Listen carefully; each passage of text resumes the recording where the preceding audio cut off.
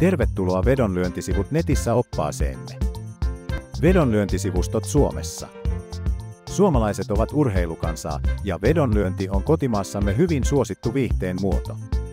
Nykyään harrastus vieläpä onnistuu kätevästi tietokoneen tai mobiililaitteen välityksellä.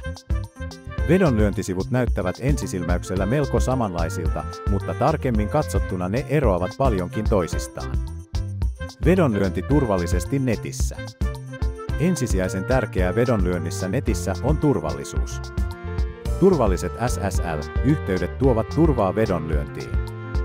Tarkkana kannattaa olla myös lisenssien, sertifikaatien ja maineen kanssa, ettei tule huijatuksi. Vedonlyöntisivustojen maksutavat. Parhaat vedonlyöntisivustot tarjoavat kymmeniä erilaisia maksupalveluita, joilla rahansiirrot voi näppärästi hoitaa. Valikoimat kuitenkin vaihtelevat operaattoreittain, joten tarkista aina erikseen mitä metodeja valitsemasi sivusto tarjoaa. Vedonlyönti ilman rekisteröitymistä on jopa mahdollista joillain maksutavoilla, riippuen sivustoista. Suosituimmat vedonlyönti-urheilulajit ja muodot. Suomalaisten suosiossa ovat erityisesti jääkiekko, jalkapallo sekä koripallo. Perinteisessä vedonlyönnissä lyödään vetoa voittajasta tai jostain muusta voittamisen kohteesta. Live-vedonlyönti antaa mahdollisuuden lyödä ottelun ollessa käynnissä. Live-vedoissa on monesti mukana myös cash out-ominaisuus.